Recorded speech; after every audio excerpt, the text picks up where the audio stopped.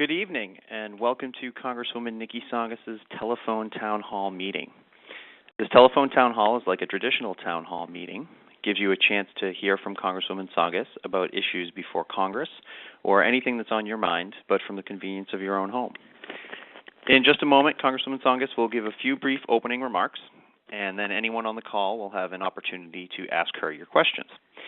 If you would like to ask a question at any point during tonight's call, simply press *3 on your phone. That option is open now, so if you have a question, feel free to press *3 now or again at any point during tonight's call. Since we anticipate that many people on the call will have questions, after pressing *3, you will be connected with a member of the Congresswoman's staff who will take down some of your information so that we can connect you with the Congresswoman in turn. We will try to get to as many questions as possible during the course of the next hour, and to do so, unfortunately, we will not have time for follow-up questions. So please try to ask your full question when you come on the line with the Congresswoman. One quick technical issue that I want to point out before we get started is that there is sometimes a little bit of lag time in between questions, so please stay with us if there is a brief pause in the discussion as we move on to the next question. As I said, we will try to get to as many questions as we can over the course of the next hour, and we may not get to everyone's question. But if we are unable to get to your question this evening, you'll still have the opportunity to leave it as a voicemail for the Congresswoman. And to do that, just stay on the line at the end of the call, and you'll then be able to leave a message with your question, and the office will get back to you with an answer as soon as possible. And again, if you would like to ask Congresswoman Tsongas a question at any point during tonight's call, just press *3 on your phone, and again, you can do so right now. And with that, I will turn everything over to Congresswoman Nikki Tsongas. Good evening, and I want to thank everybody who's on the line for joining us this evening. Technology, this is one of the ways in which technology allows me to connect with many of my constituents through these virtual town hall meetings, and lets you ask questions from you of me, or I can hear from you from the comfort of your own homes. And in that way, we are able to have so many participate who might not otherwise be able to do so. As we're embarking on our holiday season, I hope everybody is beginning to enjoy it. I know this morning I was back in Lowell and woke up to a dusting of snow, which always helps as long as it doesn't get in the way of our ability to travel. But I am now here back in D.C. as we conclude most of our work this week, drawing to an end the Obama administration. And as I do so, I also want to thank the many of you on the line who helped reelect me. I appreciate it very much, and I look forward to the opportunity and the responsibility to best represent you in the coming years.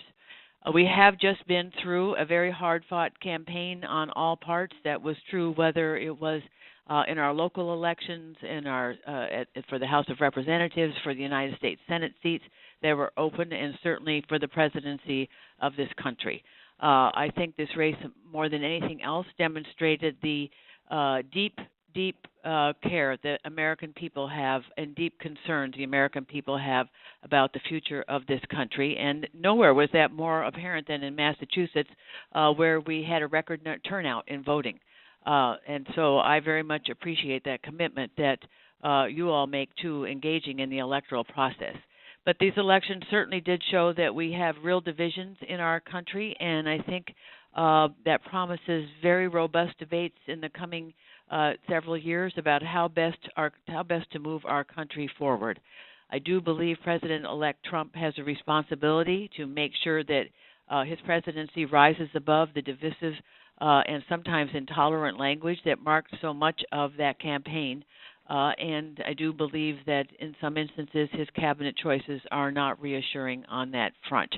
I think Mr. Bannon, who will be a strategist in the White House, obviously his appointment is very concerning. I think the nomination of Mr. Sessions as Attorney General raises real concerns around how best to protect our civil rights.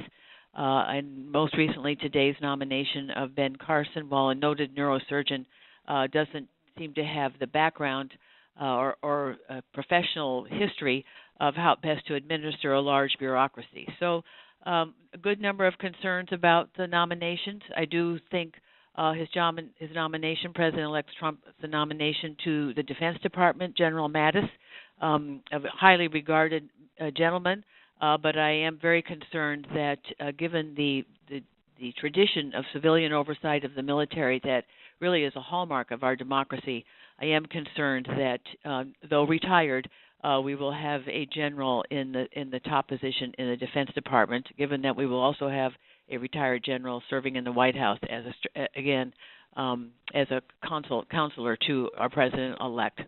As these choices have been unfolding, I've certainly heard from many of my constituents with your concerns about the coming Trump administration. And tonight's telephone town hall is really meant as an opportunity for you to give me your opinion about what you'd like to see us do in Congress as we work with the White House. I do want to hear both what you're worried about and what you look forward to as well. As this 114th Congress comes to an end and we look ahead to the 115th Congress, your feedback really is important for helping me focus on the priorities that matter most to you. Again, to ask me a question or give your input at any point, just press *3 on your telephone. We Democrats have had some ongoing discussions about what our best way forward is. And I do believe that we need to come together in the end to fight for our core beliefs. Where possible, we will look for common ground with the new administration, but I think we will push back and stand our ground where we have deep differences. I know that there has been conversation about investment in infrastructure that both sides of the aisle agree upon, but often the differences come in the details, and that remains to be seen. We did have a leadership vote, and I voted for Nancy Pelosi again to lead the Democratic Party in the House of Representatives, and I did that because we are facing a GOP-controlled House, a GOP-controlled Senate, and what will be a GOP-controlled White House.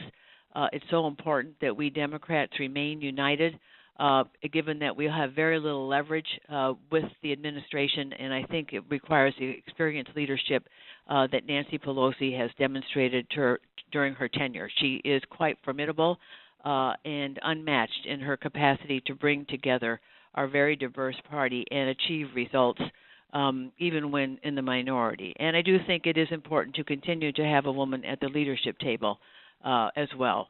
Again, as a reminder, to ask me a question, give your input at any point, just press *3 on your telephone. And going forward, we need to confront real issues. If our election told us nothing, we need to have an economy that works for everyone. But we also know, and I share this concern as well, we have to wrestle with climate change. It's so important that we find a way forward on that. We have to protect and strengthen Social Security and Medicare. Much discussion around tax reform, and I agree we have to move forward in a way that closes egregious loopholes, but also one that protects some of the provisions that really do make a difference for people and for our economy. And those are just some of the issues that we will be confronting. But in these final days of this 114th Congress, we have been able to come together and do some positive things. Last week, we passed the National Defense Authorization Act. This is the one bill that is crafted by the House Armed Services Committee, on which I serve. It passed with robust support on both sides of the aisle last Friday, and includes some very important provisions. For example, provisions that help support small growth companies that have new technologies that need some financial support because they're not yet venture capital eligible. This is a program that has worked really well across all departments of the all federal agencies, where funding is set aside to support that nascent research. We reauthorized that program. I continue to do work with Congressman Mike Turner on sexual assault in the military, and this year's bill again makes significant improvements on how the services deal with that issue.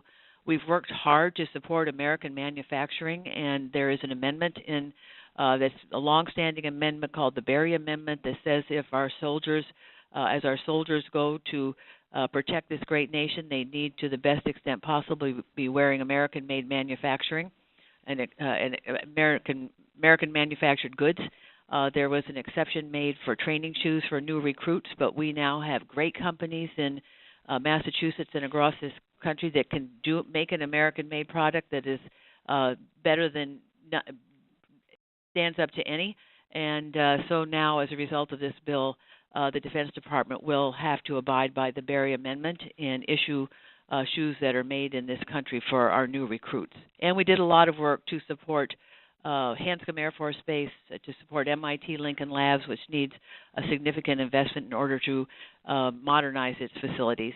And I continued to work on making sure we have lighter weight body armor and body armor that is tailored as well to women's bodies, because the services have lagged behind in their efforts to really invest in the research that could do just that.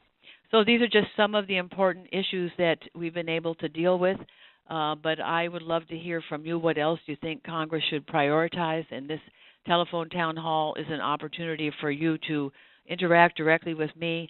Let me hear your opinion. I'm eager to hear it. Again, to do that, please press *3 on your telephone now. All right. Thank you, Congresswoman. And we're going to jump right into our questions. And again, as the Congresswoman said, press *3 on your telephone if you want to ask a question. And we're going to start tonight with Peggy from Concord. Peggy, you're live with Congresswoman Nikki Tsongas. Hi. I was specifically wondering, I know that the Republicans have been all excited to repeal Obamacare, but one of I had heard that the entire congressional delegation from Massachusetts was going to fight really hard to say, all right, let each state do it the way that you want to. We're happy here in Massachusetts. But the pre-existing condition coverage that Obamacare did, I'm not sure that we had that even with our Massachusetts healthcare before, and I wondered, is there anything or any idea what you can do to try to keep that? Well, we're all going to work very hard on this. As I said, I was here, had been in office about a year when President Obama came into office, and we had the very robust debate around Obamacare that we did. And I was proud to cast a vote in support of that tremendous reform effort. We do need some fixes to this current system, and it's something I've always supported, but our colleagues across the aisle have really refused to consider them. The only thing they've ever talked about is repealing Obamacare, the Affordable Care Act, whereas I would vote to fix it. And as you say, you're so right. Repeal has real consequences for many of us. So one of the elements of Obamacare was that an insurance company could not refuse to cover you because you had a pre-existing condition. I remember when my husband Paul was diagnosed with cancer and made a decision to leave the United States Senate. We were terrified that he would never again have insurance because at that point his cancer was well known. We were fortunate to go into work in a law firm.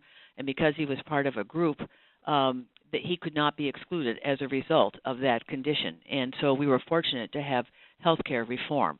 But that's not always the case everywhere. And as you say, it's one of the very critical reforms that has meant so much to people. The fact that children can stay on their parents' health insurance until they're 26 years old, the fact that women cannot be charged more than men for the same, basically the same health insurance coverage.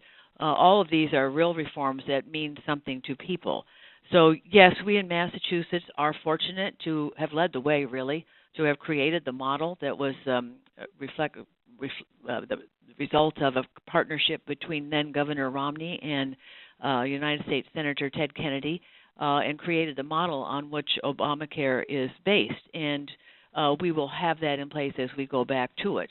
But you're right, some of these provisions may not survive. In the meantime, Mr. Trump has made his choice for Health and Human Services Secretary Representative Tom Price, with whom I serve, and it's a concerning choice because he has always been a staunch opponent of the Affordable Care Act and has created a plan to dismantle it, as well as proposing significant cuts to Medicaid and other moves that I would strongly oppose. But I do think we hear in Mr. Trump an understanding that the coverage, the requirement that insurance companies not exclude people with pre-existing conditions is something he understands has very real merit, and we will look to be sure that any proposal that he has legitimately keeps that in place. We have yet to see that, and so we will all work very hard to be sure that that provision, we will work very hard as best we can to keep the Affordable Care Act in place as best we can, but no matter what, as we look to what they suggest as a replacement, we will want to see that those kinds of provisions are there as well, because I do understand how deeply concerning it is. Thank you for that question, and we're going to move right along now to Wilma in Maynard. You're on the line. Hello. My question is, I understand that the Speaker of the House, in terms of Medicare, is interested in converting it to a voucher system, which as a senior citizen I consider a disaster, because I think what it means is that if you end up with more medical costs than what your vouchers give you, you're stuck with the entire bill. I do not want to see Medicare become a voucher system. What is our best action as senior citizens to fight against this? Well, I absolutely share your concern, and I think Speaker Ryan has made no secret of his view that Medicare should become a voucher-based program rather than the kind of national health insurance program that exists today. So as it exists today, it is a program where the federal government pays for health care services for people ages 65 and older, as we know. It allows working young people to pay for the health insurance care they will receive when they are older and no longer working. Some people will pay in more, as we know, than they get back, and others will get back more than they paid in. But this is basically the way in which any form of insurance, public or private, works. It was the idea behind Medicare in the beginning.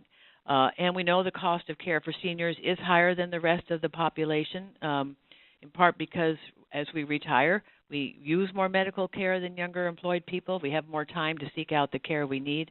But in fact, because we are getting older, we have more issues with our health that this country has committed to helping pay for and make sure that seniors are getting the kind of care that keeps them well. So as these conversations about turning it into a voucher program become more common, and we better understand, as you have suggested, how in the end it will not provide the kind of coverage and the kind of safety net that has been so important to so many seniors now since it was first passed, we will fight very hard to make sure that it does not become the voucher program that Speaker Ryan has suggested he would like it to be. The best way to help be part of that conversation is just to register your concerns about it.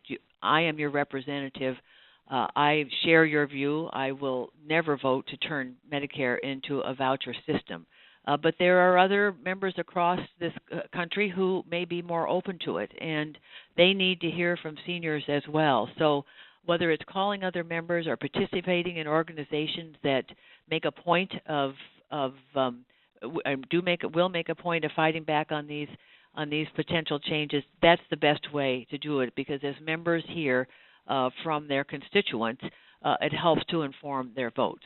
And again, please stay in touch with me, or if you have any concerns about anything you've heard me say or suggest the ways in which I would vote, don't hesitate to give me or call my office and let me know that. Thank you for that question, and we're going to move right along to Max from Maynard. Max, you're on the line with Congresswoman Nikki Tsongas. Congressman, I was wondering, as president of the Young Democrats Club of Maynard High School, I was wondering what you're going to do for millennials and how you're going to stand up to our bully of a president-elect. Well, first of all, I want to commend you for being involved in the Young Dems as a high school student. That is just a great thing, and it's wonderful to see young people engaged as you are, and as I've seen, especially throughout this election. It's so important, and I think it probably forecasts that you'll be involved in politics one way or the other for much of your life. I often tell the story that I met my husband as an intern here in Washington, D.C. Little did I know that he would serve the Commonwealth and the district as a congressman and then a United States senator as well as a presidential candidate, but nor that I would eventually be able to be successful and be elected to office as well. But but we were all very interested early on, and it has stuck with us as I imagine it will for you as well. There are a number of ways in which we have to think about the challenges to millennials. One of the issues is just the accessibility to higher education.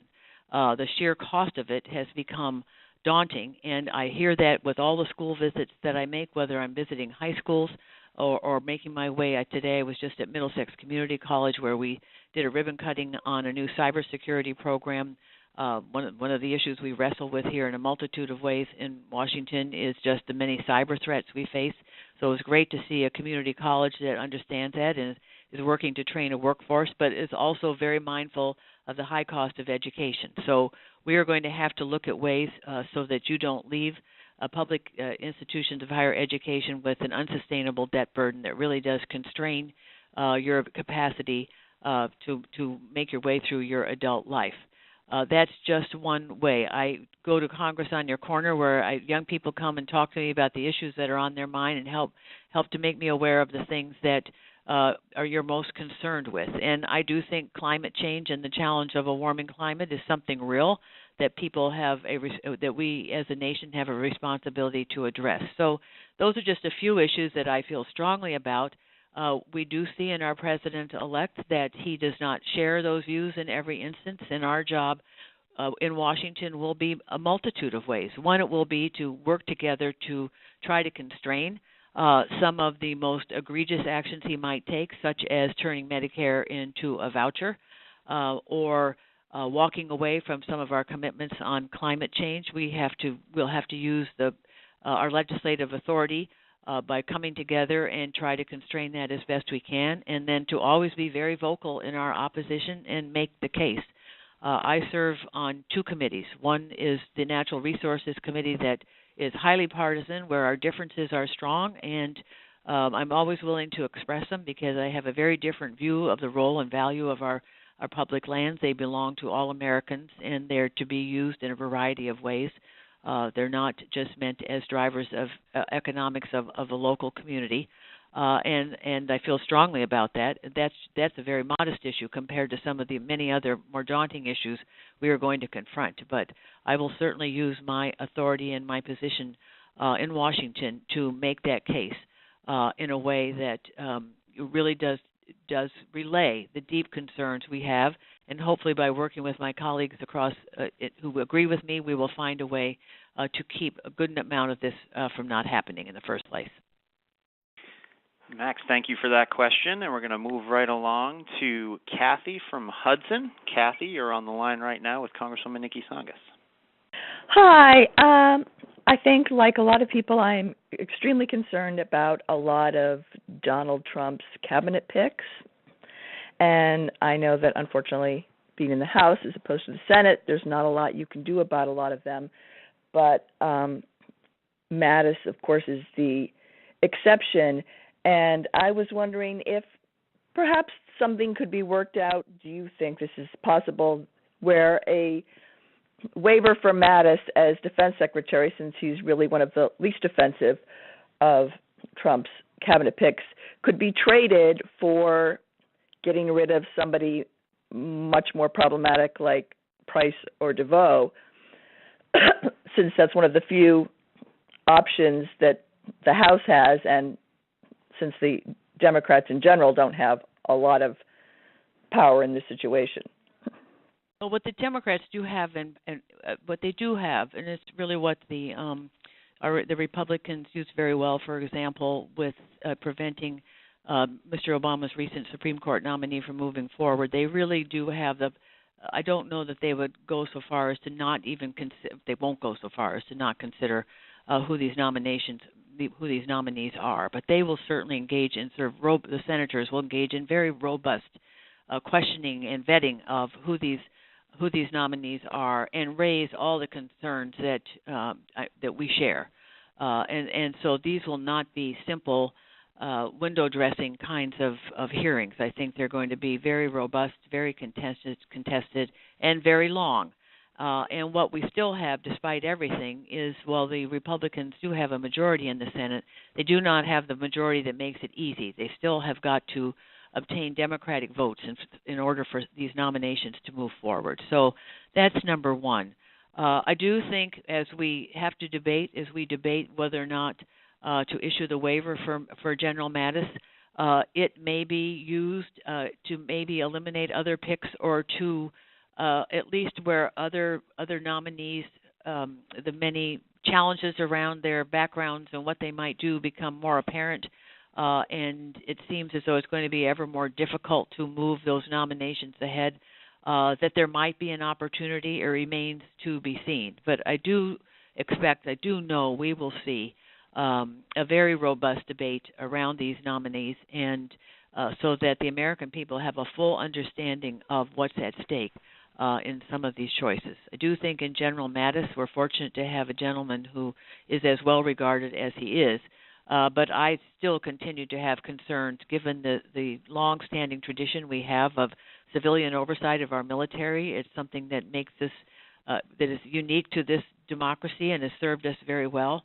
I continue to have strong concerns about that, and I would be particularly concerned should he also choose a general to serve as Secretary of State. So it remains to be seen, but it's a possibility. But I do think you're going to see very robust, as I said, debates and coverage of these nominees as the confirmation process or not moves ahead. Thank you for that question, and we're going to move right along to Sandy from Marlboro. Sandy, you're on the line with Congresswoman Tsongas. Thank you, Congresswoman, for having this. I appreciate it.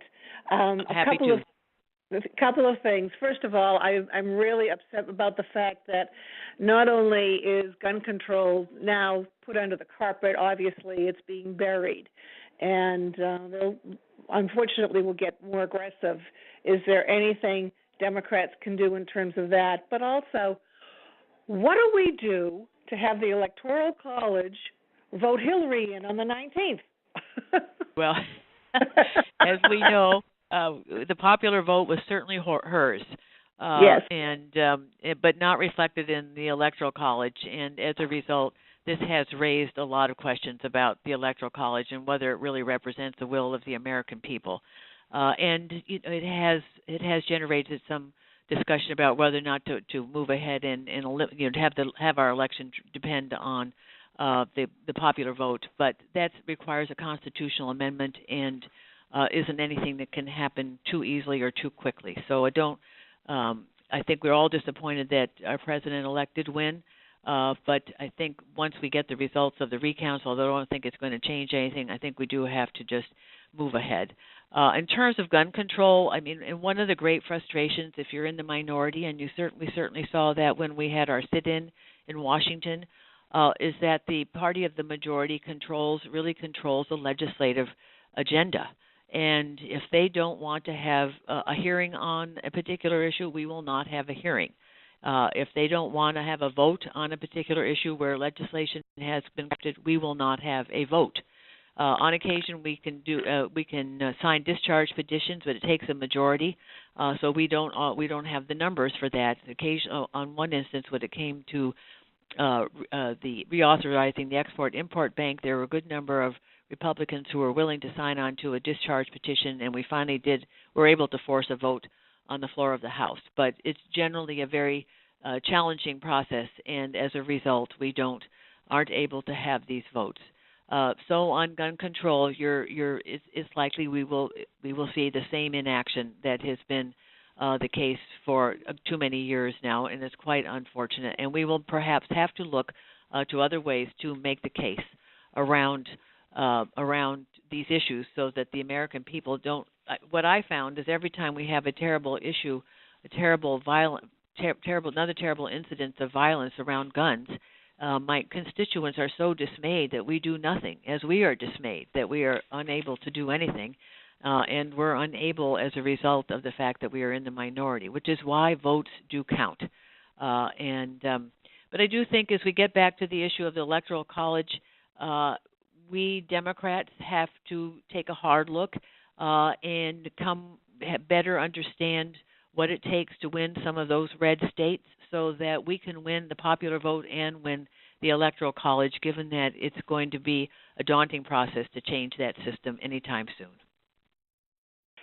Thank you for that question. And I believe, Congresswoman, you have a poll question for our audience right now. I'm going to ask a poll. We're going to do a number of these throughout this evening. Poll question. It is, what issue do you feel the upcoming 115th Congress should prioritize the most? Press 1 for job creation. Press 2 for reforming our immigration system. Press 3 for addressing climate change. Press 4 for protecting against national security threats. Press 5 for other. Again, press 1 for job creation. Press 2 for reforming our immigration system. Press 3 for addressing climate change. Press 4 for protecting against national security threats. Press 5 for other. Thank you, Congresswoman. And again, anyone on the call, if you'd like to ask a question, please press *3 at any point during the call, and you will be able to ask your question. Up next, we have Laurie from Concord. Laurie, you're on with Congresswoman Nikki Tsongas. Thank you. Thank you, Congresswoman. This is Laurie from Concord. And it's interesting to follow your question about what we think the priorities are. And for me, I believe climate change is one of the most urgent because it ties in both to national security and the future for so many people, and especially those without the funds to protect themselves. I was wondering if you could comment on what it might take for Congress to take this issue seriously, what you see as the underlying reasons that the Republicans in general are fighting this issue so heavily, and does the Democratic Party have strategies to deal with this going forward? Well, I certainly do share your concern as well, because as we know, and scientists tell us, and that climate change is real. I think I accept that information, and that rooted in science as it is, that it's caused by human activity, and that it will have devastating effects on us if we don't deal with it. So, and as you say, it's a real crisis that requires American leadership. I wish it weren't the political issue it is, because to me it's a critical generational issue that we need to be committed to addressing, as we are in Washington and all of us at home. It also, if you're from Massachusetts, it presents real opportunities for jobs.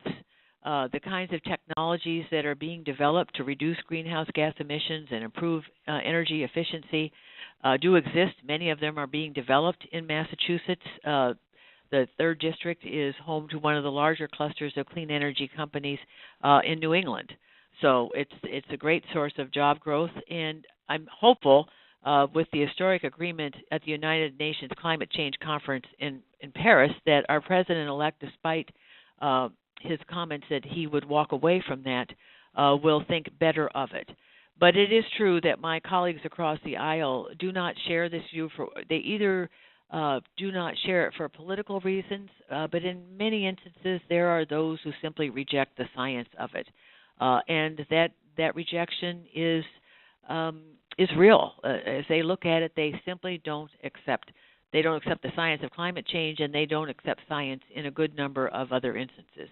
I think sometimes as well, some of this resistance is reflected in the economics of their districts, that they have districts that are far more dependent on fossil fuel production, and they fear for the job losses for their constituents. And I do think all of us who care about this warming climate and understand that it does have should we invest better in renewable energies and move away from fossil fuels, we have to understand the impact it has on jobs for many Americans, and work hard to help retrain or come up with alternatives for these American citizens whose livelihood is at stake. I don't think we can ignore that.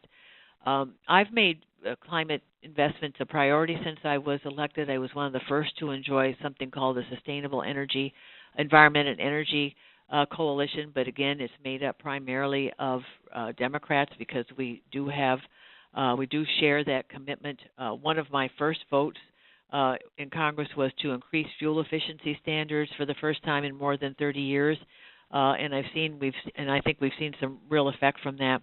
And to be sure that we put federal funding behind alternative energy sources and energy efficient technologies. As a matter of fact, the military recognizes the need to make those investments, and when allowed to do so, does so. I do hope a Trump administration doesn't move away from that, because in some instances it actually saves our soldiers' lives. If they're able to use alternative energies as they're out in the field, rather than having to transport fossil fuels across highly contested areas and putting themselves in harm's way as a result. So there are real benefits to it. Recently, I signed on to some legislation that was sponsored by a colleague of mine from California, a Democrat. He serves on the Natural Resources Committee, as I do, which oversees our federal lands. And his legislation would ask that the federal government monitor what kind of methane emissions were taking place, or greenhouse gas emissions were taking place on federal lands, especially where we leased some of those lands for fossil fuel production. And amazingly so, we actually had a few Republicans sign on to that legislation, which I see as just a modest little crack in their sort of steadfast opposition to climate change. But the reality is it's going to have to come from pressure from their constituents. When they start to hear their constituents express their concerns about this and challenge them to do something about it, then you might see some movement among my Republican colleagues, because there is so much at stake. And we in Massachusetts understand it. We've led the way in many ways with our regional greenhouse gas initiatives. We see an economic opportunity. We understand the environmental consequences for it. But there are so many in this country that have yet to see the opportunities that it presents to deal with it. And I just think it comes down to people hearing from their constituents to challenge their thinking and to elect representatives that share that view. But we've just gotten through an election, so we have to deal for the next 2 years with the world we have before us. And in that instance, it means being a very vocal voice in support of climate change and moving to fix it. Thank you, Congresswoman. And I believe you have some results from our poll question. I do. So the question again was, what issue do you feel the upcoming Congress should prioritize the most? Job creation got 14%, reforming our immigration system 9%, addressing climate change 56%. So that tells you that Lori was not alone in her concern. Protecting against national security threats was 11%, and for other it was 10%. Thank you, Congresswoman. And we're going to move right along to Andrea from Concord. Andrea, you're on the phone with Congresswoman Nikki Tsongas. Thank you very much. I have a question about the Dakota Access Pipeline. I was very pleased with the finding of the Corps of Engineers to deny the company from traveling so close to the Sioux Reservation.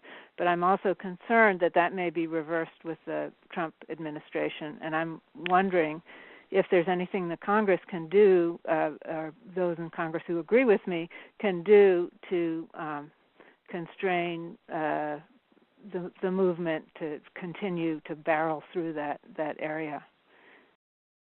Well, you're so right to express that concern, and as you said, the Army Corps of Engineers did announce on Sunday that they have rejected the construction permit for the pipeline to cross the Missouri River close to the Standing Rock Sioux Reservation, and that they'll be looking for alternative routes and continuing their environmental studies of the area.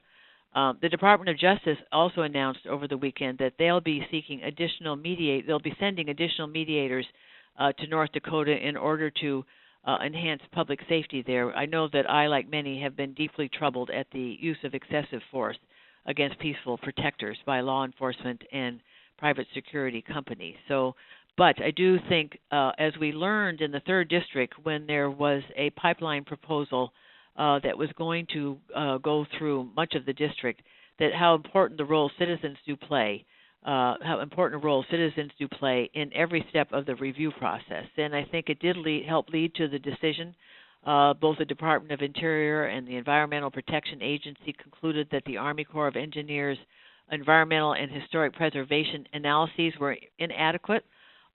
So they will go back to the boards, and I appreciate that the Army Corps of Engineers, as a result, appropriately rejected this permit. But you're right, there are going to be a lot of people replaced within all of those departments. I think it came out today, a book that outlines the many positions that are available for our president-elect to nominate people to. And it could well lead to a reversal. I think, again, it's going to come down, again, to the important role citizens play, but we will all certainly be strong voices in support of the decisions of the Obama administration and in opposition to anything that the Trump administration might do to reverse it or otherwise undermine it. Thank you, Congresswoman, and thank you for that question. I believe we have another poll question, Congresswoman. Yes. President-elect Trump has said he will move to repeal the Affordable Care Act, better known as Obamacare. What are your thoughts on repealing Obamacare? Press 1 for keep it the way it is with the possibility of minor fixes. Press 2 for fully repeal Obamacare. And press 3 for repeal and replace Obamacare with something else. So again, press 1 for keeping it the way it is with the possibility of minor fixes. Press 2 to fully repeal Obamacare, and press 3 for repeal and replace Obamacare with something else. All right, thank you very much. Again, if anyone has a question, please press star 3 on your phone. And we're going to move right along to Thomas from Concord. You're on the line with Congresswoman Nikki Tsongas.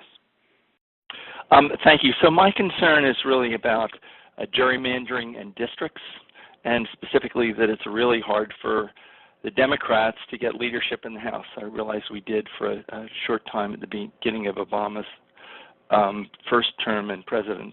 But are there any longer-term strategies? I don't see it as something short-term, but I know the Republicans did something in 2008, which was really focused on how they could take over long-term. So what are we doing longer-term around this? Well, you're right. It's a real issue, and the ways in which our districts are drawn, it's up to the state legislatures to do that. And where you have state legislatures controlled by the Republican Party, they have done a very good job of drawing district lines in such a way that tend to gather all Democrats in one district and then make all the other districts as strongly Republican as possible. And so it becomes much harder for Democrats to mount a successful campaign in those districts. And it's really, as I said, the prerogative of state legislatures, and well over a majority of those state legislatures are now Republican controlled, and most of them are in the middle of the country, which is where you see the broad swath of states that supported Mr. Trump in this election, and also keep the Republicans in the majority. So we are coming upon a new redistricting. It's a result of the census. The census by law requires that we count the population of this country and then divide by 435, and that determines how many people will be in each district, because as a result of the census, as we come out of that census, each seat needs to have to a person the same number of people. We recently went through it in Massachusetts, where we actually lost a district because while we've grown, we haven't grown as quickly as other places. And my district actually had to absorb a lot of change, so that it now goes from Haverhill in the east to Gardner in the west, and swings down to Marlborough, Clinton, Marlborough, Acton and Concord have long been in it, but Clinton and Marlborough are new to it. So it does require change. Actually, President Obama and Eric Holder, his Attorney General, are going to be working on this after President Obama leaves office. He understands what's at stake, that it's a long-term game, and he is going to focus on making sure we're electing more Democrats to state legislatures, so that as we embark upon a census and then redistricting, we have a better opportunity to have fair-minded districts. The other way to go is to do what they've done in California, where it's a commission, and the districts are drawn really according to what logic would dictate in terms of geography or common economic interests. And I know when California was first redrawn, there was a lot of concern in the California delegation, but people went out and made their case, and a good number of them came back because the logic really held, and people obviously were well representing the interests that were included in any particular district. So there are a number of ways to go. I'm not adverse to the commission, a commission that's not politically motivated drawing those districts. It could lead to real change. I know in Massachusetts with the last round where I was redistricted, a real goal was to avoid a court challenge. And as a result, our districts were made somewhat more difficult, so that there's nothing automatic about a Democrat being elected or a Republican being elected in a good number of them. I know that's certainly the case in this district where as a Democrat, I have to work hard to earn people's vote, and were it a Republican holding this seat, they too would have to work hard. And I think that's really the healthy way for all of us to hold office. But the reality is now it's not the case in too many parts of this country where too many districts are automatically of one party or the other. Thank you, Congresswoman. And I believe we have some more answers to our most recent poll question. Yes, so I asked a question about President-elect Trump philosophy that he wants to move to repeal of the Affordable Care Act, and asked your thoughts on that. And 89% of you said keep it the way it is with the possibility of minor fixes. 5% of you said fully repeal it, and 6% of you said repeal and replace Obamacare with something else. And I certainly agree with you. I think it's a piece of legislation that could benefit from some minor fixes, but it has done great work in expanding coverage for millions of Americans, great work in reforming the insurance industry and requiring them to, a whole host of reforms that have made such a difference in so many people's lives and that need to stand. And over time have moderated the increases in health care costs. They're obviously still rising, and that's something we have to continue to work at, but not at the rate they would have otherwise. And so much at stake. I don't think President-elect Trump can come up with a replacement that in any way achieves the same goals and provides the kind of coverage to the millions of Americans that otherwise went without. Thank you, Congresswoman. And move right along to Gary from Marlboro. Gary, you're on the line. Hi, good evening, Congresswoman. One of your newer constituents, and couldn't be more pleased to have you representing my thoughts and ideas. Thank you, Gary. There are so many issues and so many good issues that have been brought up tonight, but overwhelming this entire political season has been a disturbing lack of adherence to facts and truth. And science is one aspect of that, which you've already addressed.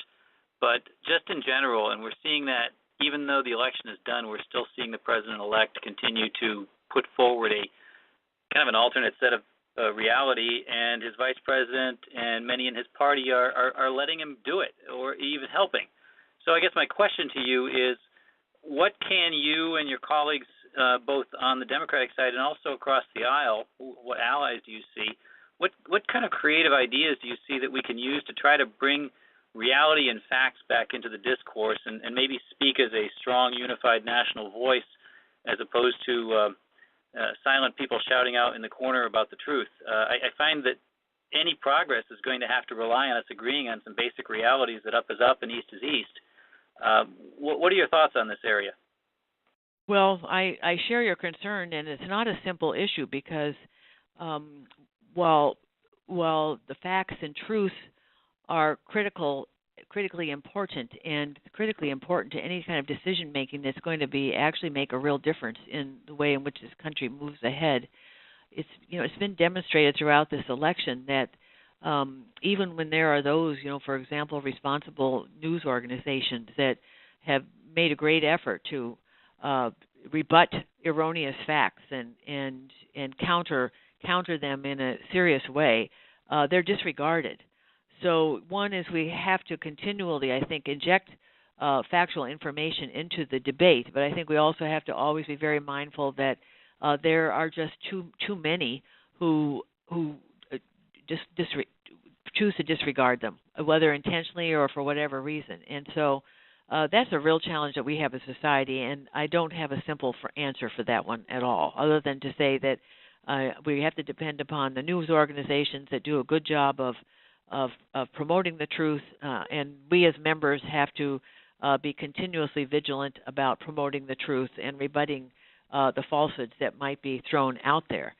I do think there are people across the aisle that we can work with, but I do think, and I've certainly done so on issues like sexual assault in the military, where it's a result of a partnership with Congressman Turner from Ohio that we've been able to move ahead and deal in a very real way with the real challenges that the military services struggle with on sexual assault, and we do it in a truthful and open way.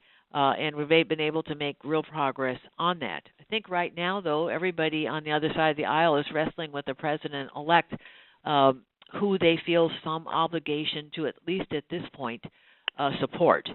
But in the long run, I think what you'll see is the essentially three parties that exist. You have the president-elect and those he brought to the Republican Party. You have the Tea Partiers, who are their own group, and then you have the more traditional Republicans that are represented by Speaker Ryan. And I think you'll start to see disagreements emerge among them because at some point they will not be able to agree with some or act upon some of the misinformation that's being put out there. And their own integrity will be pretty much on the line. And so I think you'll start to see some fissures across the aisle, but it's still too soon. And everybody's really in the honeymoon period where they're trying to figure out how best to navigate a highly unconventional president-elect and what promises to be a highly unconventional Trump presidency. Thank you for that question, and we're going to move on to Marjorie from Concord. Marjorie, you're on the line. Hello, thank you for taking my call.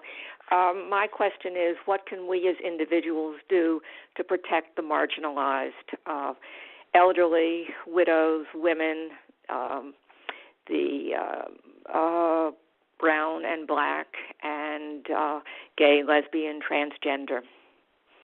Well, your concern is one that is mirrored by so many that I have met with and spoken with since the election. I mean, it was a concern that was expressed during the election because the language was often so divisive and reflected great intolerance.